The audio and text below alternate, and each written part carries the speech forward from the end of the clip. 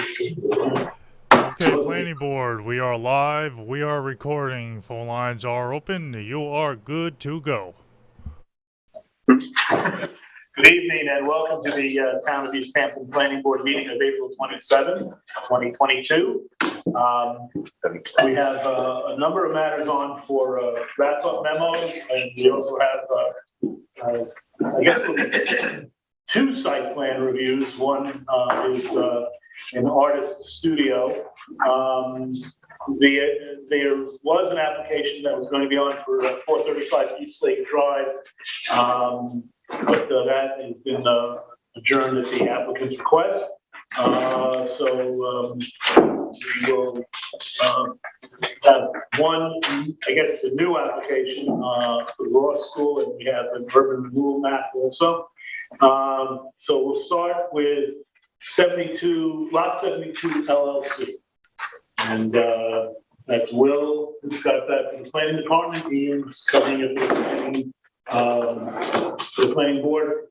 And you're here for that? David Kirsten, yes. Thank you. Yeah, it's David Kirsten for that. So go ahead. Share screen here. Okay. This is an application to divide the original parcel into two individual lots. A public hearing was held electronically by video and teleconferencing, televised on LTV channel 22, and made available for live stream on the LTV website on March 23rd, 2022. A transcript of the hearing was posted to the town's website after the hearing, and the hearing was to remain open until March 30th, 7 days after the hearing, for the purpose of receiving written comments. No members of the public spoke at the hearing. Three written letters have been submitted to the file to date protesting the subwaiver from owners of neighboring properties. One concern cited was increasing neighborhood density. The proposed subwaiver will be restoring the original subwaiver of the two lots that were previously merged by a pool being constructed on the property line. Both lots are proposed to be larger than 20,000 square feet minimum lot area for the B residence zoning district. Another concern cited by the written comments was the proximity of 3 Mile Harbor to the site. The planning department notes that 3 Mile Harbor is 170 feet from the lots, and no variance or natural resources special permit would be required for the proposal. Additionally, the idea of the lot being purchased by the Community Preservation Fund was raised. The planning board cannot compel the town board to take this action, but they can send comments. The planning board should discuss all comments and determine whether the public's concerns have been adequately addressed. Comments from the fire marshal dated March 9th, 2022 have found the submitted information sufficient and no review further necessary. So in conclusion, provided the board agrees, the application is ready for approval.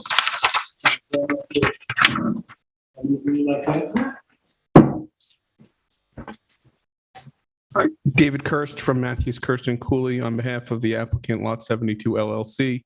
I don't have anything to add, but I will be happy to address any comments or concerns. I think planning memo wraps up succinctly the concerns from the neighbor and addresses them adequately. So, thank you.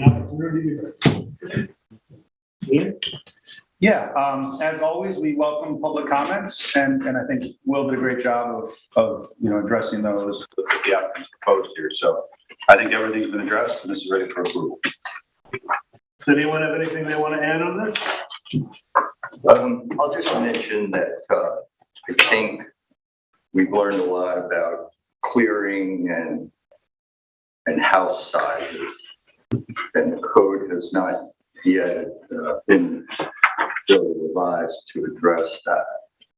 I don't think we can make conditions on an approval like this, but I do hear the comments of the neighbors, that the sizes of houses that are being built now, especially in Amagansett, if a house that size were built on this lot, I think it would be very disruptive to the neighborhood. I don't know if the applicant would consider a voluntary house size limitation greater than what's in the code. I would not imagine so. We're fully compliant. I hear your request, and I don't believe that would be something they would consider. The property, the subdivision layout is fully compliant with the standards for planning review, as well as would have to be compliant with clearing and house size that's in the town code that they'd be entitled to as a matter of law. So, thank you. It's a conversation worth having, but maybe not on the back of a particular applicant at this moment. It's certainly an issue, I think, that Stan, did you people in send town. that letter to the town board regarding house sizes? Well, are you talking about the In Narragansett? Yes. Yeah. I believe it there. Yeah. I'm hoping that the chairman will put the discussion of house size on our agenda so we can all weigh in on it. Maybe if the town board is saying, food for thought. Well, you know, Randy brought to the planning board's attention the business of the procedure up in Chilliwack. Chilliwack. Yeah. Somewhere up north, Yeah. in Madison. And it may not be, you know, a perfect template, but it does show people with a similar situation, similar concern, and something we might want to, you know, chew over. I do think we need to have the involvement of more than just the planning board. I think there may be ZBA implications in that as well. Planning department. Planning department overall. I was waiting and I didn't want to drag the meeting out, but that might be a good thing to do where we have the ZBA, the ARB, and the planning board members have a tutorial, you know, Yeah, meet over exactly. Zoom and have a wider discussion about it. Not about any one application. No, that's like I said, we're not putting it on your. But I do think we all think it's ready to go. So when will we be putting it on? The 11th, the next meeting. Great. All right, so we'll have it on to the 11th for a resolution, and then you'll be able to move forward, presuming the resolution passes. Thank you all very much. Thank you. Okay, next item on the agenda will be Panago Maple lot line modification. And on this one, I think we got a message from the applicant's representative that she's not going to be here. And this one was covered by Ed, who, by the way, is still going to be asking for not too many more meetings. We may see in the quarter. So I'll cover the report. So we'll go right ahead. Thanks. This was an application to modify the lot lines for the properties at 253 Panago Road, 255 Panago Road, and the adjacent 29 Maple Lane. The applicant proposed dividing the property at 255 Panago Road into two parts, splitting that parcel between the other two to make two new distinct lots out of the three parcels. A public hearing was held electronically and by video and teleconferencing, televised on LTV, and made available for live stream on the website on March 23rd, 2022. Transcript of the hearing was posted to the town's website after the hearing, and the hearing was to remain open until March 30th. No members of the public spoke at the hearing. No written comments were submitted to the file. Comments from the fire marshal dated December 6th, 2021 have found the submitted information sufficient and no further review necessary. So in conclusion, provided the board agrees, the application is ready for approval. And there's a condition of approval that the applicant will obtain Suffolk County Department of Health Services approval on the map, and that there won't be any further division of any of the lots on the map. With that, I agree that the application is ready for approval. Anybody, anything they want to add on this one? And then Eric, again, we'll be able to get this on for the 11th. Already planning on having all the wrap ups done. Great.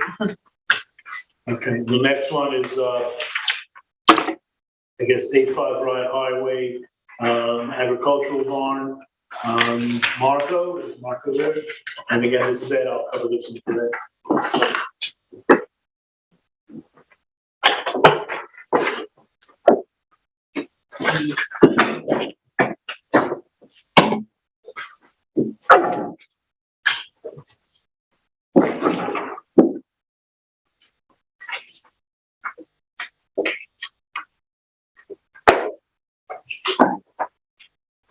I'm sorry, did I, whether the applicant was here on that one, I apologize. Yes, Denise Sherm, the applicant.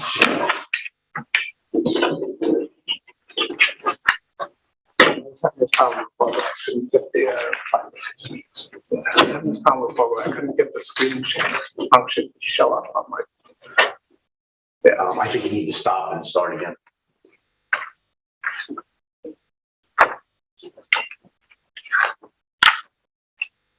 You'll have to exit out of the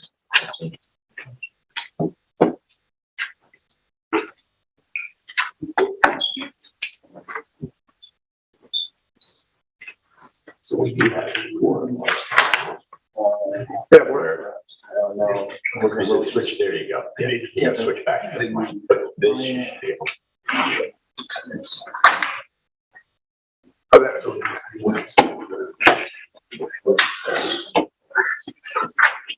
I think you can just share screen now. Yeah. There.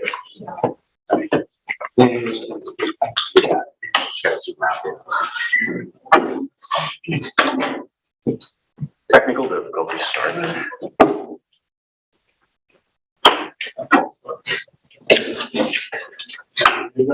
Yep, so this was an application to construct an agricultural barn of 1,634 square feet with a sanitary system and to legalize an existing 292 square foot chicken coop and existing agricultural fencing on an agricultural easement of 261,786 square feet in Wayscott.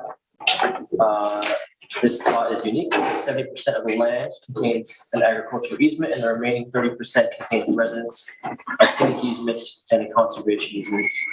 The parcel is zoned A5 with an agricultural overlay district and is subject to the grant of agricultural easement from 2016. Prior to a public hearing, the applicant was to submit a survey illustrating that the proposed water line and electrical line were to be relocated under existing pathways to avoid cutting across open agricultural land. The relocated utility lines have been submitted and should be reviewed by the planning board. The public hearing was held in person and electronically by video, televised on local TV, LTV, Channel 22, and this was also made available for live stream on the LTV website on March 23rd, 2022. A transcript was posted to the town's website after the hearing, and the hearing was to remain open until March 30th, 7 days after the hearing for the purposes of receiving written comments. Excuse me, no members of the public spoke at the hearing and no written letters have been submitted to the file to date.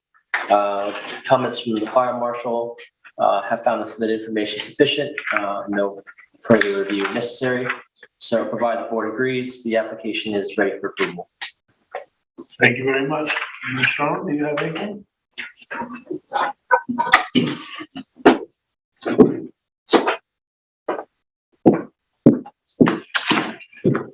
Thank you, Mr. Chairman, members of the board. Denise Sherman for the applicant. Just one housekeeping matter to make the board aware. We did receive final approval from the ARB and we'll submit it to your file. Very well. Thank you. Sure, yeah. All right. So Denise, thank you Yes. for the relocated lines. I'm just wondering if there's a remnant, there's something that says electrical vault and electrical meter right here. Electric vault and electric meter. I just noticed that they don't seem to be, I just don't know if that's an old, Okay, I see. and the electrical line is shown here. You're going in through here, so why would the vault need to be here? Is Yeah. that the question? or- Yeah, and the meter's also over here. Yeah, Okay. odd. Okay, I will find out why those two are there. I don't know if they're existing, because they don't say proposed. Yeah, but I'll find out. One other question along those lines, I think that this is a pretty minor detail. But the sanitary plans, I think, still show the lines in the old location. The site plan has obviously been amended. The sanitary plans, I think, don't show the update. I don't know how onerous that is, or if you would be willing to change those just so they match. I know the site plan's the most significant here, but we'd like to have consistent. Okay, I'll find out. I honestly don't know. Would you open that as a condition though? You know? Absolutely. So we can approve it tonight. Absolutely, I'd be happy to. Well, you'd have till May 11th again, so. if you Okay. Yeah. Oh, right. If you don't, then it'll be on whenever, but imagine you might want to move on it. Right. And the planning department's ready to move, so. Okay, understood. So have the sanitary plans match the site plan? Got it. I think Randy brought up a good point too. They're tighter, it's sanitary tighter to the building. It's just a change, you know, we asked for a change last minute, the applicant was nice enough to say, yeah, we'll move the lines, I think was your point. But the other plans weren't changed, they just don't match. So you want the sanitary and the sanitary plans and the site plans to both show, Be consistent. show the lines in the same place. Randy, on a separate map. Yeah, no, We don't have it, but. yeah. Anyone have anything you want to add on this one? In that case, on you, but you can see on the 11th. Understood. Thank you. Thank you. Okay. Next one is Montauk Beach House, which is, Eric, you're covering that one? I think Marco said. Is the applicant here on that? Hmm? Ah, yours? Yeah, Okay. they're in there. They're in the folder. If I can do it.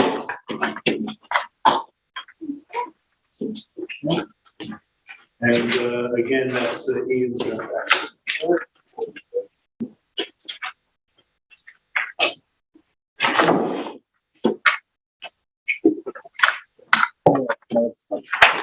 Sorry, not these are specific.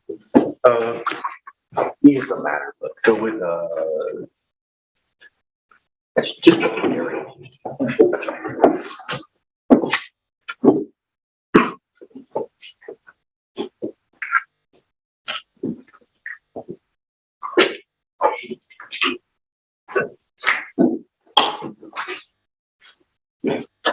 I don't know why there's a weird line there, but you get the gist of where it is. I think it might load in soon. But this was a site plan application to construct a 297 square foot covered outdoor grill area with a countertop on an existing portion of concrete patio covered by a 1,450 square foot trellis. This parcel is situated in downtown Montauk, so it's CB Central Business. It's surrounded by commercial uses and it contains a legally pre-existing non-conforming resort use with a approved accessory bar and retail. This property most received site plan approval for a storage basement below an accessory building by the planning board in 2012 and 2013 for accessory bar and retail uses, and again later in 2013 for a 1,450 square foot open conveyor trellis, 24 square foot barbecue grill and grease trap. So a public hearing was held on April 6th, 2022. No members of the public spoke at the hearing. One written comment was received. The commentator stated that they strongly oppose the application.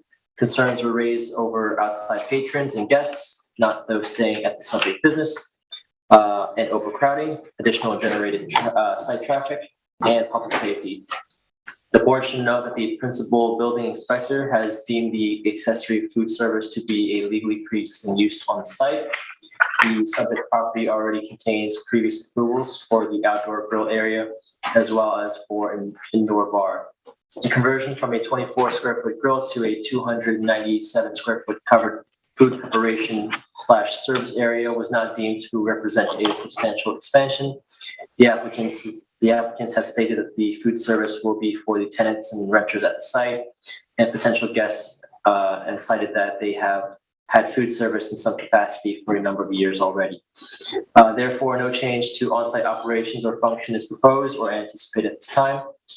The board should read the public comments to determine if their concerns have been adequately addressed.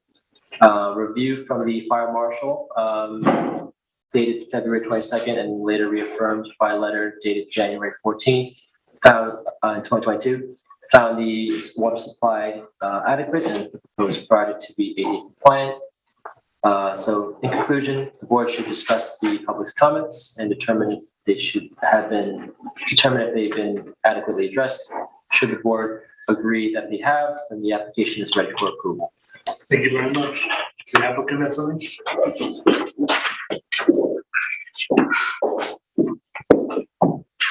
Good evening, Chairman, members of the board. I'm Tara Burke here on behalf of the Montauk Beach House.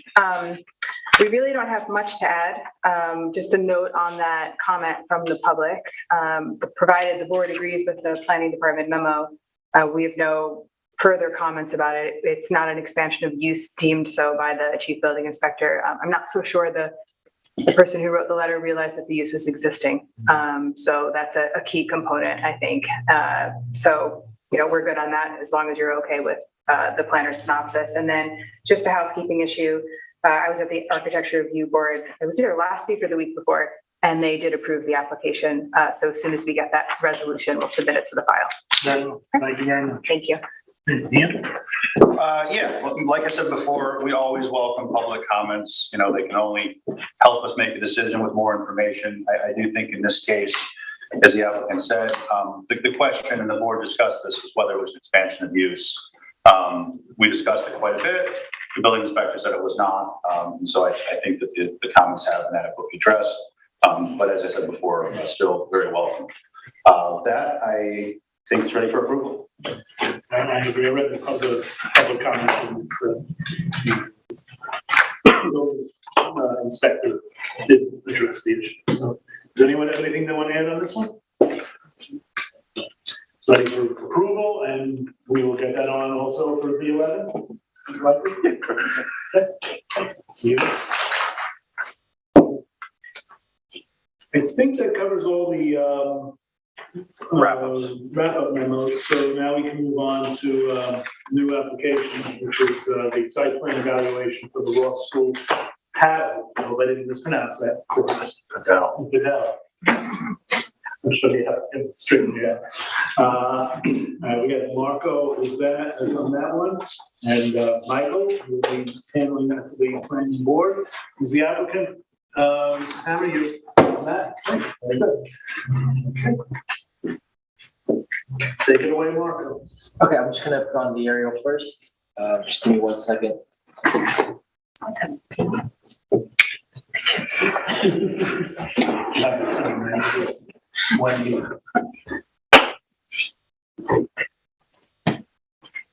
So this is just an aerial overview. I will switch to the site plan in a moment.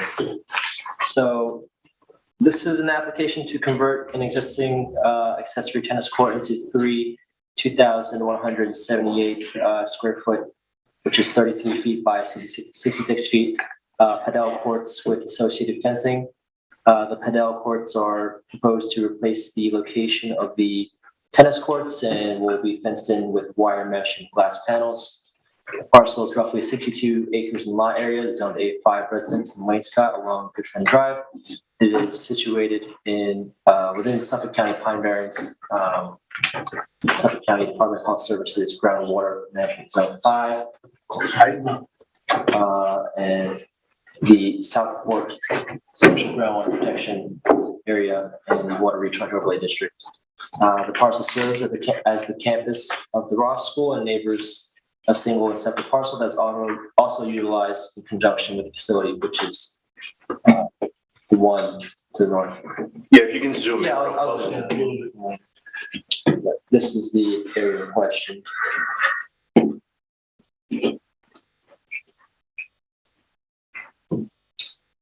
The project is a Type 2 action pursuant to SECRET and Chapter 128 of the Town Code. According to the applicant's narrative, the padel courts are a change in sports and activities offered by the Ross School in order to accommodate more students for physical activity. The padel courts are considered by the planning department to be accessory to the existing Ross School, classified as a semi-public facility, a special permit use. However, the project does not represent a substantial expansion and pursuant to Chapter 255-5-26 of the Town Code. An additional special permit is not required. The applicant should clarify the following details identified by the planning department, which is anticipated hours of operation, anticipated court maintenance, existing and proposed foundation material for the courts, any proposed access pathways, and seating for the courts. I'll just switch over to the site plan right now.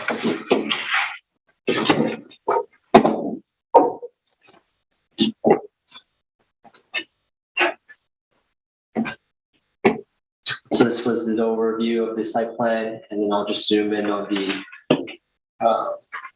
court area.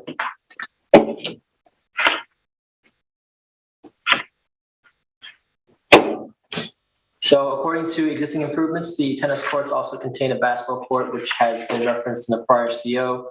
The applicant should submit a survey of the existing site that notes the area of the existing court The planning department notes that the site plan indicated a portion of the basketball court still remains and may be large enough to add an additional padel court. The applicant should clarify the use of the remaining space of the basketball court area. No changes in total lot coverage are proposed, and it does not appear that the reconfiguration of the courts would make a substantial impact or difference in regards to groundwater protection. It is likely that the existing foundation is a concrete pad with an acrylic or synthetic surfacing. No additional parking is proposed. Chapter 255-11-45 of the town code requires parking for a school to be based on the number of employees and students. 60 existing parking spaces to the north of the tennis courts and basketball court were constructed pursuant to a 2009 site plan approval, and approximately 65 additional spaces are located on the easterly side of the subject parcel. It would appear that no additional parking is required under the town code. The planning board should discuss if the use of the padel courts would require any additional parking. No landscaping or lighting information has been submitted for review. The applicant has stated that the areas in between the court would be filled with artificial turf. The applicant should clarify if any outdoor lighting structures are proposed. The fencing at their highest point will be 13 feet, roughly 13 feet in height. There's actually a few pictures. I think this is the basic concept from the top down. And then the second one here would be what they look like from the side view. And I think there's one more as of, if you're staying next to it. So the site is located in an area that is secluded from neighboring residential properties and will likely be minimal to no visual impact. The applicant should clarify if the existing fencing for the basketball courts is to be removed or to be replaced. The site plan will need approval from the architectural review board. Comments received from the chief fire marshal have stated that the submitted information is sufficient for fire protection purposes. So in conclusion, the application is incomplete pending the aforementioned information to be submitted. Although the proposed structures are part of a special permit use, semi-public facility, they are to replace existing structures within their built footprints. The planning board should discuss if the padel courts would require any additional parking and if any alterations should be made. Thanks very much. Does the applicant wish to be heard?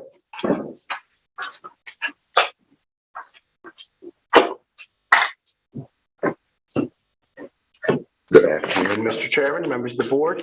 Richard A. Hammer from Beyond Owen Hammer. I'm here representing the Law School. I actually have some folks from the Law School here that are most familiar with the programs, et cetera. If you have any questions that I can't answer, the first thing I wanted to point out is that we in fact did submit an additional submission that did try to clarify some of the questions that were raised there. They were very, easy questions. So we submitted the survey that showed the site plan, et cetera, talked about the maintenance of these courts and how they're used. My association with the Law School goes back to probably around 2004. I actually handled the Center for Wellbeing applications and the tennis courts. What I remember about it is, we all know where the Law School is located. I don't know how much you guys actually know, or even I know, about what goes on when you drive up that road and actually attend the school. But one of the things that I found fascinating at the time is the school's philosophy was, well, this isn't a gymnasium, it's a center for well-being. It's an integral kind of holistic way to view that, your fitness and all that stuff is part of the overall Ross experience. And I think that, follows through to today. When I was in front of the board, this area that we're talking about was approved as a basketball court. It was an outdoor basketball court.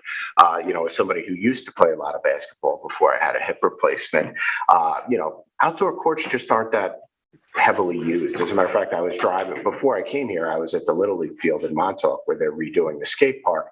I don't know if the outdoor basketball court there is being retained or being replaced, but it's something that, things have evolved a little bit, and the Law School has a beautiful indoor gym that, that's where most people prefer to play basketball. So this is kind of an evolution of, hey, how do we think this would be best used? I didn't know anything about padel. I haven't seen padel, although, I am familiar with platform tennis, and there's pickleball, and this is sort of a hybrid between squash and tennis, as I understand it, and I used to play a lot of squash. These sports are becoming more popular because they're less intense and they're more accessible for children. They're more accessible for senior citizens, people that don't have the ability to play a full blown tennis game would find this as an attractive option. I did say that this is a structure on top of a structure. These are kind of standalone that, I would hesitate to call them removable, but they are. They're not permanent structures. It would be somewhat akin to going in and striping the basketball court to play badminton on it. However, this is not badminton. It's a separate sport. The enclosures that are on them are designed for play, not for any other purpose. There is an existing fence that we plan to not disturb around the exterior, but the interior enclosures that you see are designed to keep the ball in play so that you can actually play this sport in this self-contained environment. It's probably a less intense use than a full basketball game where you might have 5-on-5 and subs. So in terms of its actual use, it's going to be used by the Ross School. It's going to be used by their camps. It's going to be used by the students as part of their wellness programs, et cetera. And it's a short season, meaning it's an outdoor sport. It's not designed. I think platform tennis, at least I'm familiar with it up in Vermont. They actually have heaters that it's a raised platform where they heat it year round. This is something that can only be used when the weather supports the use of it. It can't be used in the winter. So it doesn't have a wooden platform like platform? No, it has a turf. Basically you put a turf type on top of the existing concrete that it's being placed on. So, it is a short season. We're not proposing to light the courts right now. I don't believe the basketball court was lit either. It's the hours of operation at this site are pretty much the same as the school. I think it's like 7 a.m. and they shut down 7 p.m. the outdoor tennis courts, or I think it's maybe 8 for the bubble when the bubble's in place. I think the bubble is a seasonal phenomena. It gets taken down, I don't know, maybe soon? It's down. It's down. Okay, it's down. So Is the wall part of the playing surface, or is it? It's not like racquetball. You play off the wall, is it? Yes, it is, I believe. Yeah, and so when you're playing the sport, the wall becomes a barrier that's part of the game, just like in squash. I don't know if you've ever played squash. I used to play a lot more when I was younger, or racquetball, where it's kind of a similar thing. But as we age, we decide those aren't good for us. But this might be something that you could become interested in. As I mentioned, the reason I'm here tonight is to both present this to you, answer any questions, and have help to do that. More importantly, because of the short season, I'm imploring the board to see if we can move this along. I do believe this qualifies for a minor site plan. It's a structure on top of a structure. It has no gross floor area. It's the ideal location just because of the size of the parcel. There's not a neighbor that's impacted by this. I did read recently in last week's paper, I think that Sagaponic was considering creating new setbacks for pickleball because a lot of their existing tennis courts are being converted to these other types of uses that are less intense and more accessible as people grow and age and find it to be a more enjoyable thing. And the reason they do that is pickleball has almost like a wiffle ball type ball. It's very loud.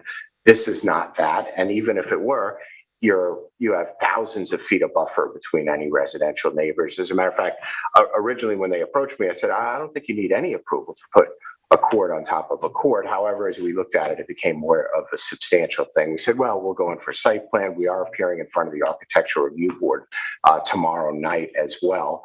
I doubt they'll have much concern about the structure on this property just because it is so well separated and screened from any adjacent property. As a matter of fact, you wouldn't even see that. I've never seen the tennis bubble other than driving up the property, and this is kind of in proximity.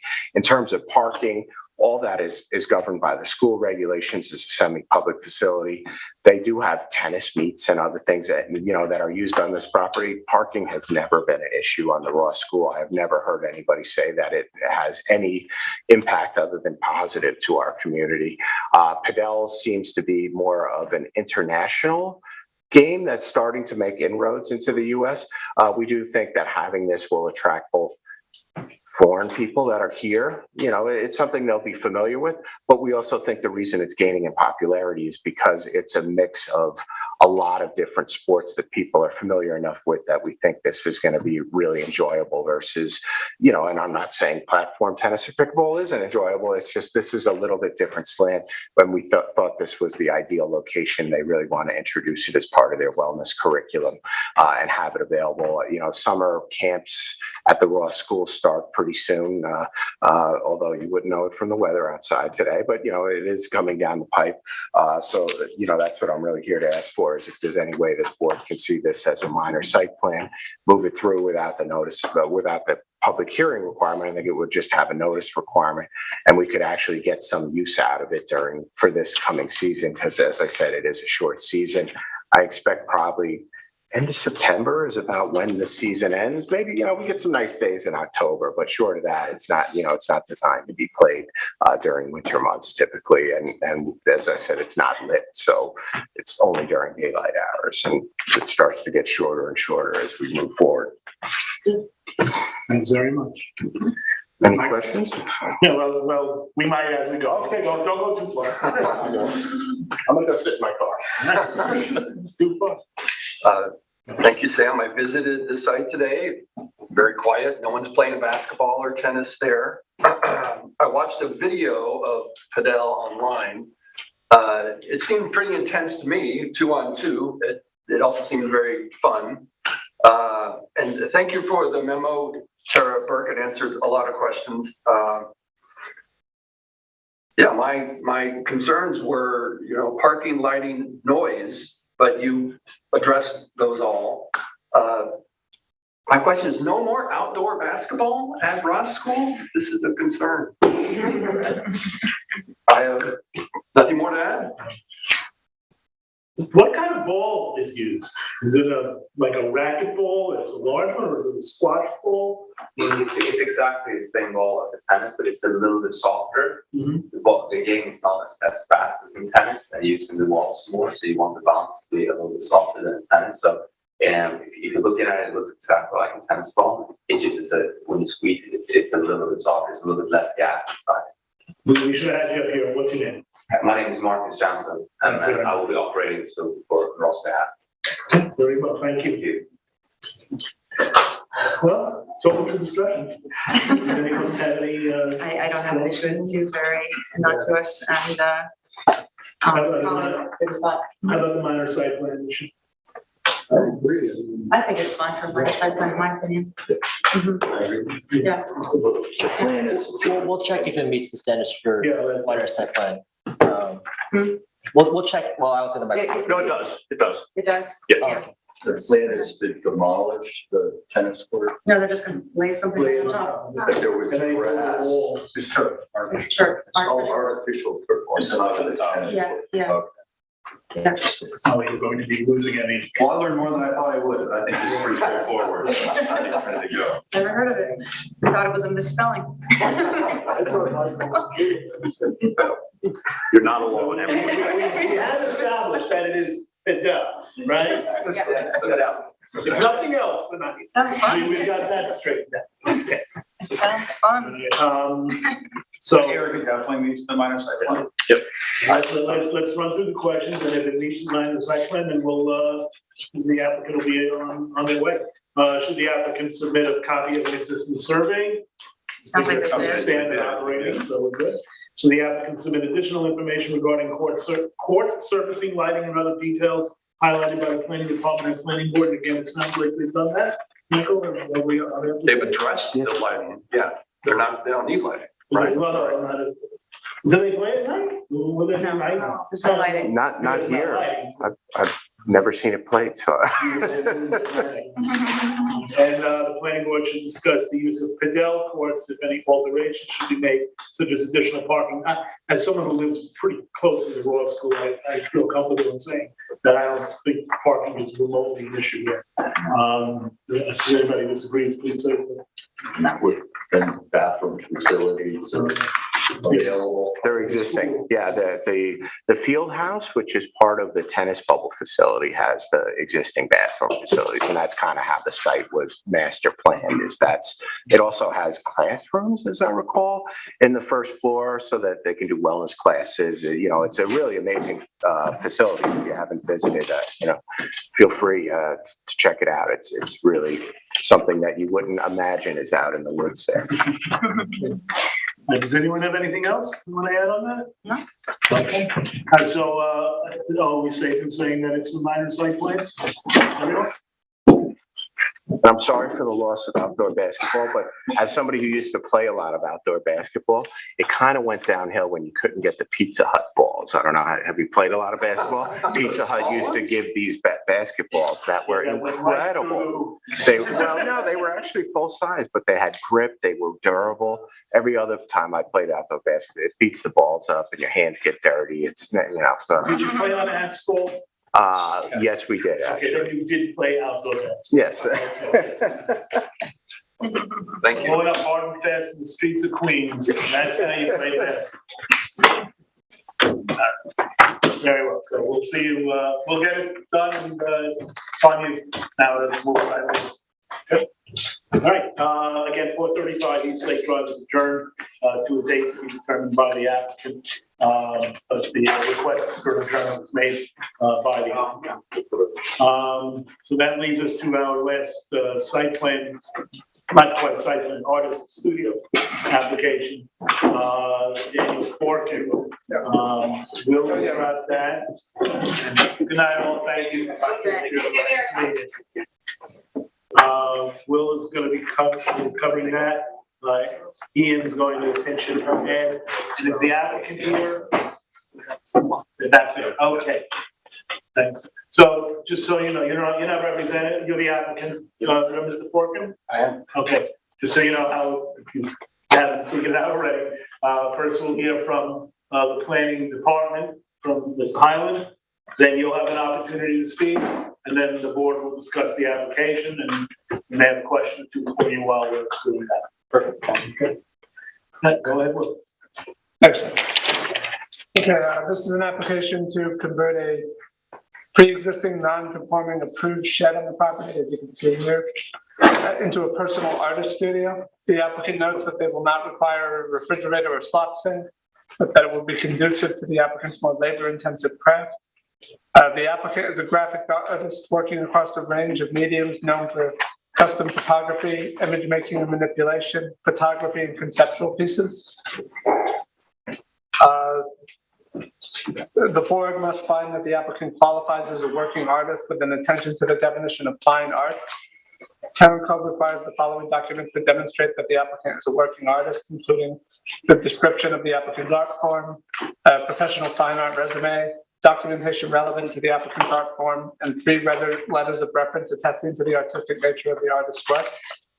The information related to the applicant's work has been submitted and is attached to the board's review. 3 letters of reference were included in the applicant's submission. Chapter 255 of the Town Code provides the definition that fine arts is the study and creation of visual works of art requiring highly developed techniques and skills. Such art forms include but are not limited to painting, sculpture, printmaking, ceramics, and photography. It was determined regarding the site by the Zoning Board of Appeals on its administrative natural resources special permit application that the proposed artist studio must not exceed 600 square feet, as can be seen in the attached document. The applicant stated that they would remove the attachment on the western side of the accessory structure, which would bring it down to under 600 square feet, thus meaning it would meet the initial maximum of requirements. The applicant should submit a revised version of the survey that reflects this removal. The accessory structure is legally pre-existing and non-conforming with respect to rear and eastern side setbacks at approximately 8 feet, where 14 feet is required. The residence on the property to the north is roughly 40 feet away. Chapter 255 of the Town Code provides that an artist studio may have a sink, but shall have no bath, shower, toilet, or other plumbing. The applicant would not require a sink, but has requested the option. If the artist studio is approved, the applicant would be required to record covenants and restrictions that include, among other provisions, that the studio shall not be used at any time for sleeping or living purposes, shall not be rented for any purpose except as part of the rental of the entire property, and that no commercial exhibits, commercial classes, or other public events shall be permitted. In conclusion, the board first needs to consider the material submitted and whether the applicant could be considered a working artist. The applicant is requesting a non-conforming pertaining to setbacks artist studio to be repurposed from the original non-conforming accessory structure, so no new construction will be required on the property. The board therefore secondly needs to determine whether the applicant should be allowed to convert the original shed into an artist studio, noting again that the proposal is constrained by the location of the existing accessory structure as relating to its non-conforming setbacks or proximity to the neighboring residents to the north. The attached zoning board of appeals administrative natural resource special permit determination additionally stated that the structure must not exceed 600 square feet. If the applicant has indeed removed the deck portion on the western side of the structure that would thus bring it within the required square footage, they should submit a revised survey that reflects this. Thanks very much.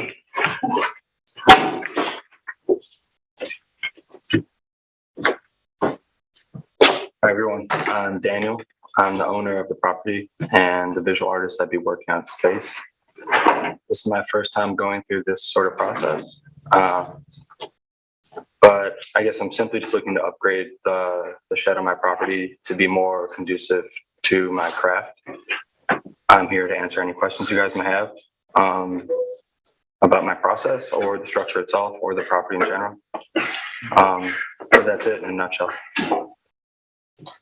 Thanks, man. Yeah, should we ask questions? Yeah, Or let that, how do you want to do it? you can, I don't think, do you mind if we have questions direct? However you want to do it. You can go, if you have a question direct. So this area, I don't know if you were there in Sandy, the last big storm. I was not. I purchased about 4 or 5 years ago. So during Sandy, there was probably 3 feet of water in Bayview Avenue. Mm-hmm. And I see that the artist studio, it says well and basement. So you have a basement there in that building. The pre-existing structure has a basement. So it's a, what would you say, 8-foot basement? No, it's the full space of the square footage has a basement. Yeah. I mean, how tall? Oh, I'm sorry. The height of it. It's not a scary low basement, but it's also not a very welcoming one. It's probably about 6 to 7 foot clear basement on the ceiling height. So the flood elevation, the base flood elevation there, where they've documented, floodwaters, is 10 feet above sea level. And your site there is, it says, first floor elevation 12.6. So that means your basement is going to be maybe 4 feet below the floodwaters. I'm just raising it for us to talk about.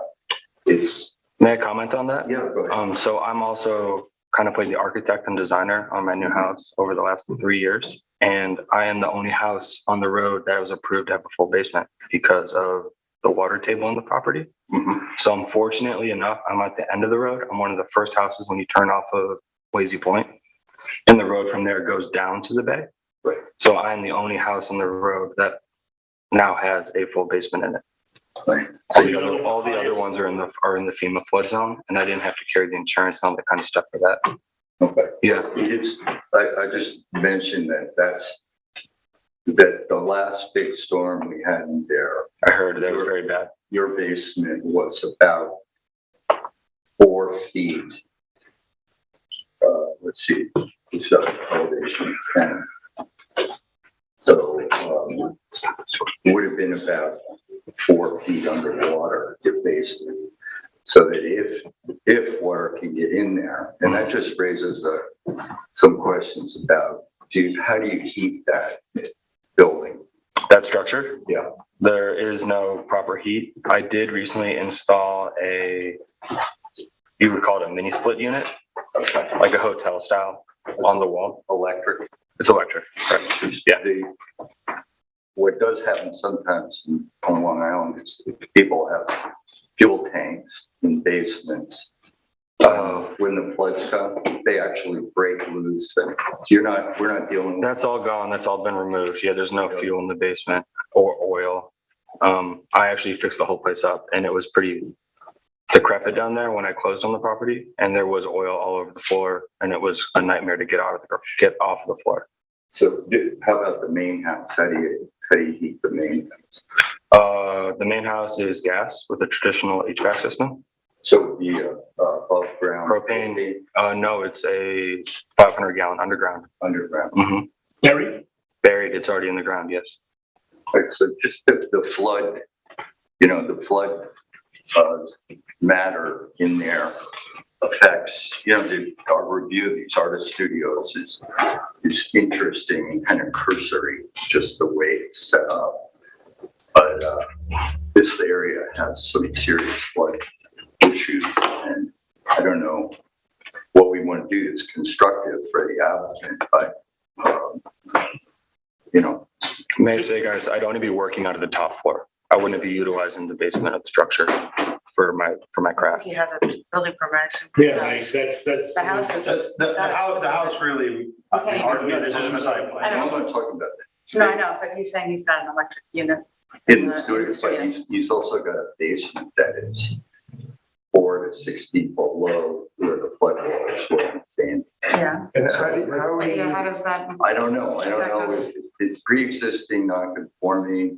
Let's let it, far field where we need to be. Yeah, I mean, I think what Randy just said was going to be I think he brings up good points about flooding, and it's going to be helpful for you to know that it's where you probably already do. Mm-hmm. But it's pre-existing non-conforming. I think that from what I can tell, the only difference between an artist studio and a shed is that you want to sing. Right, so I was not aware of that. And then whoever, like I said, this is my first time going through this sort of process and my whole house build construction. But either the planner or someone who was appointed to my case called me and told me I'm already have the ability to work out of this space. And the whole purpose of me going for an artist studio would be to have a slop sink. Yeah, well, I was not aware of that. And I was like, well, then absolutely. Then I would definitely want to have a slop sink in my space just to have everything be more humane in my process. Yeah, much more efficient. In any case, the main point for me is that, I think if he went to the building department, he would get, he hit this shed legally exists. The two issues were, conversion of art studio. And again, if you're not asking for more than that 600 square feet, it's a structure that's allowed to exist. And in fact, you're reducing the footprint to make it within the art studio regulations. The only other issue for me was the setback, but the property line on the north there is a paper road. So it's not actually abutting somebody else's property. Even if that road were abandoned, you might not know. That post road? Yeah. Yeah, I was supposed to do something with that, but I just have never.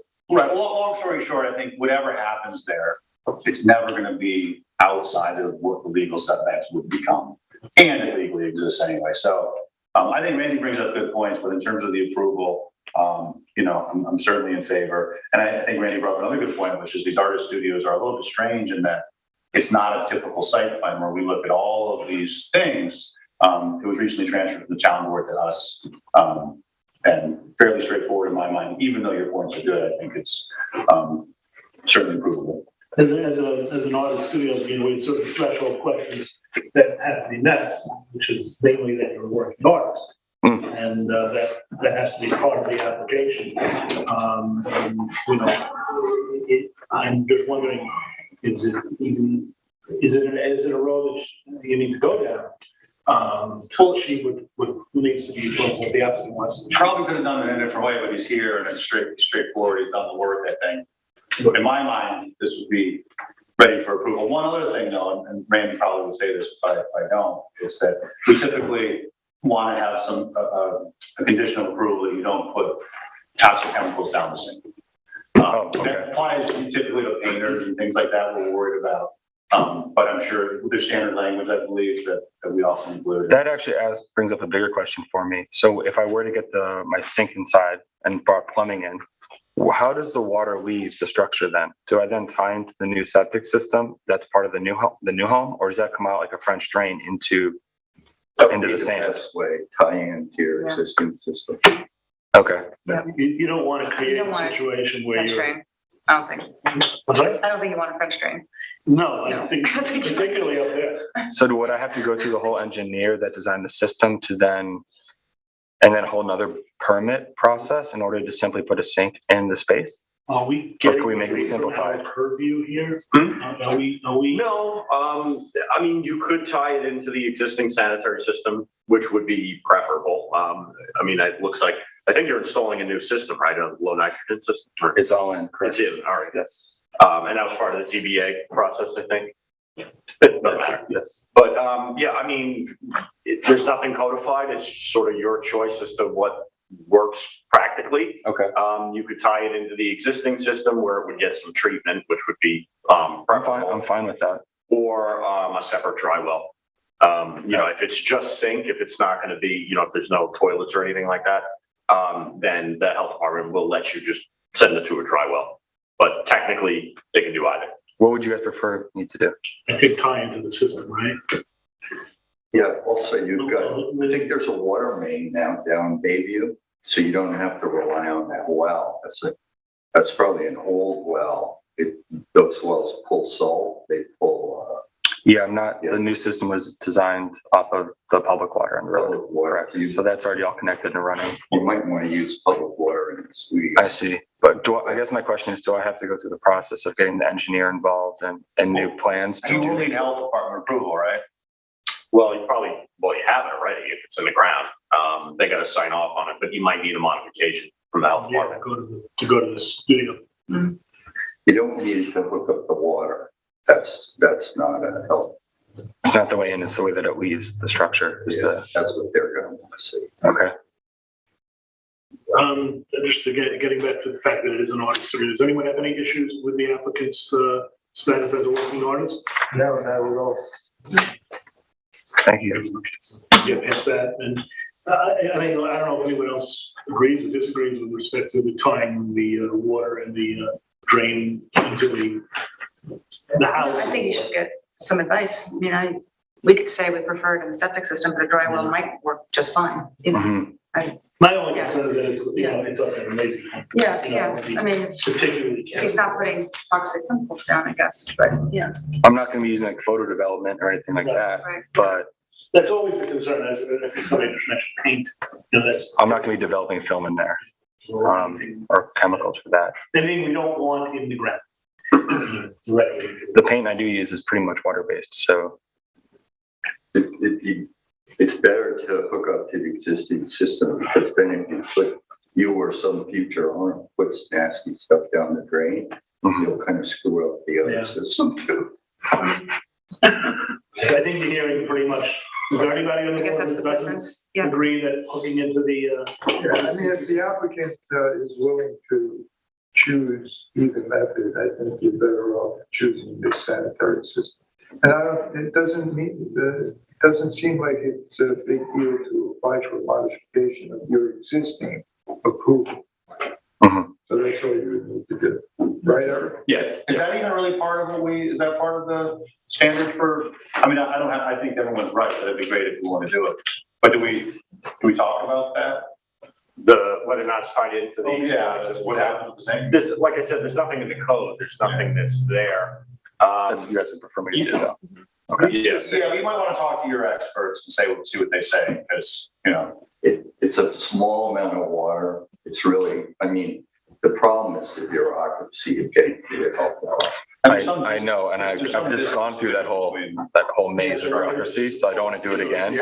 But I'm all about doing things the right way through this whole process. well, also the other thing is, you know, if somebody else comes along after you, they may not be quite as diligent as you.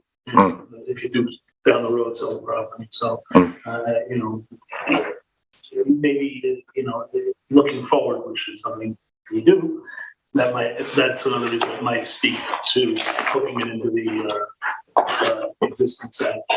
Okay. Good.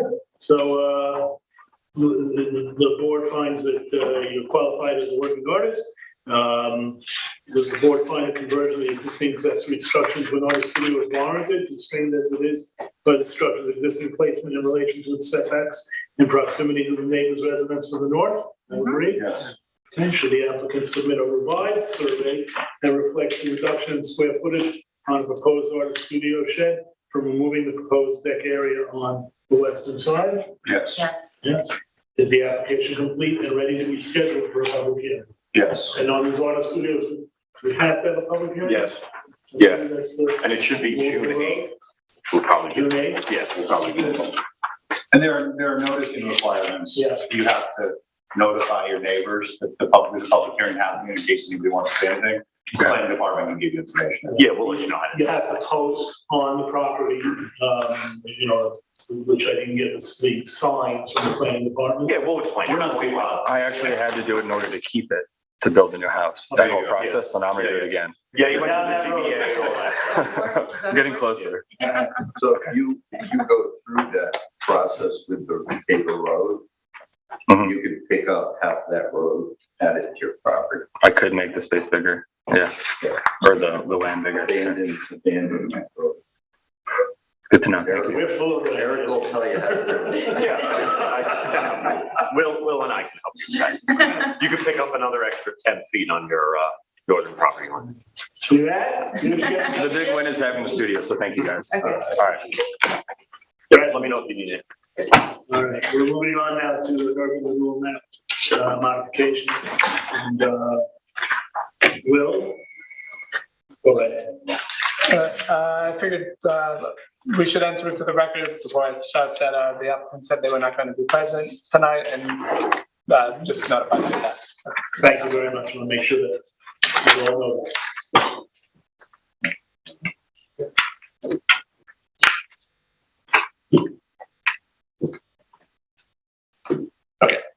An application has been submitted by Williams J. Agati III requesting a modification of Old File Map 16, Section 1, Urban Renewal Parcel 125, depicted on sheet SP42 of the Urban Renewal Study, to abandon the access point located between lots 34 and 36 on Urban Renewal Parcel 125, and to return the portion of Washington Street adjacent to the property formerly used for access to be abandoned.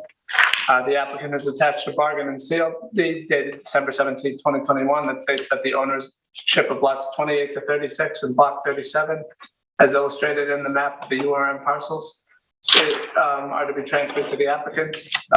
Given that they already possess an access point for the lots on the northern end of the property, they are asking to close the lot and abandon the adjacent portion of the road used as access only by this property.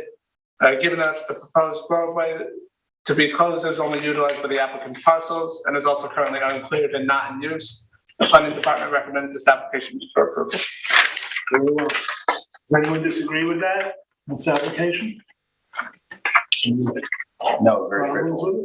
Seems straightforward and easy yes. Has David Buddha weighed in yet? I don't know, have we had any public comment? We have not. Very well. Okay, we're done with the work session and we can move on to the regular meeting. We have 3 matters on. The first is Margola's lot line modification approval. Ian? In the matter of Margot's lot line modification for approval, I've read the resolution and move for its adoption. Is there a second? Second.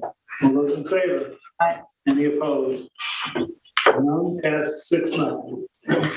East Deck Motel, release of security, Michael? In the matter of the recommendation to release security of East Deck Motel minor subdivision, I've read the resolution and move for its adoption. Is there a second? Second. Any opposed? All those in favor? Aye. Any opposed? Okay, release the money, passed 6-0. And finally, T-Mobile Tower at Tower at Montauk, and Blue, it's yours.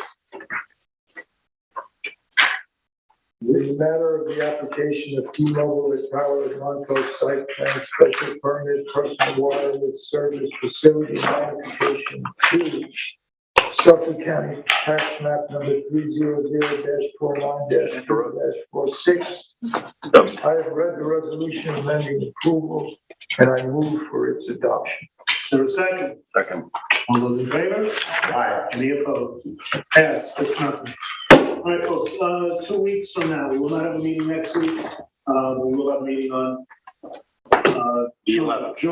Thank you. No, May 11th. 11th, then the 18th, and June 8th, then June 15th, and June 22nd. And the 22nd is Wayne Scott. And I'm sorry, June 22nd the Wayne Scott Commercial Center will be on. June 22nd. Yeah, June 22nd. so that'll probably be most of that meeting. So are we gonna get, this is something that's been submitted. I hear of the little birdie, his voice upon the wind says that it's coming in. The birdie it's a birdie, not the actual stork delivery. We haven't received the baby yet, but the stork is still in play. Okay. All right, does anyone have anything else before we adjourn for 2 weeks? Motion to adjourn? Is there a second? Second. All those in favor? Pass, 6-0, we're adjourned, see you in 2 weeks, thank you.